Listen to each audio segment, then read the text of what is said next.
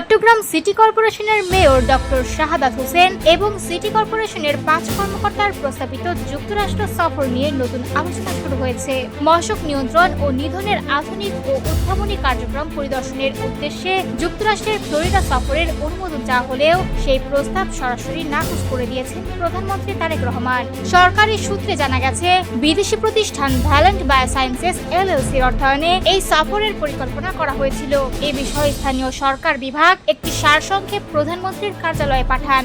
সেখানে চট্টগ্রাম সিটি কর্পোরেশনের প্রতিনিধি দলের ফ্লোরিডা সফরের অনুমোদন চাওয়া হয়, যাতে তারা মশক নিয়ন্ত্রণে ব্যবহৃত আধুনিক প্রযুক্তি ও কার্যক্রম পর্যবেক্ষণ করতে পারেন। তবে প্রস্তাবটি অনুমোদন না দিয়ে প্রধানমন্ত্রী স্পষ্ট বার্তা দিয়েছেন যে মশক নিধনের কৌশল শিখতে বিদেশ সফরের প্রয়োজন নেই। দেশের বাস্তব অভিজ্ঞতা থেকে কার্যকর সমাধান খুঁজে বের করা সম্ভব বলে তিনি মত প্রকাশ করেন।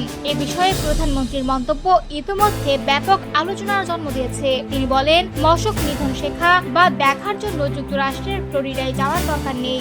দেশে সন্ধ্যার পর কোনো ডোবার পাশে 2 থেকে 3 ঘন্টা অবস্থান করলে মশক নিধনের অনেক উদ্ভাবনী পদ্ধতি বের করা সম্ভব হবে। অন্যদিকে চট্টগ্রাম সিটি কর্পোরেশনের বর্তমান মেয়র ডক্টর শাহাদাত হোসেনের দায়িত্ব গ্রহণের পেছনে রয়েছে দীর্ঘ রাজনৈতিক ও আইনি প্রক্রিয়া। 2021 সালের সিটি নির্বাচনে ফলাফল নিয়ে মামলা করার পর 2024 সালের অক্টোবরে নির্বাচনী ট্রাইব্যুনাল তাকে মেয়র ঘোষণা করে।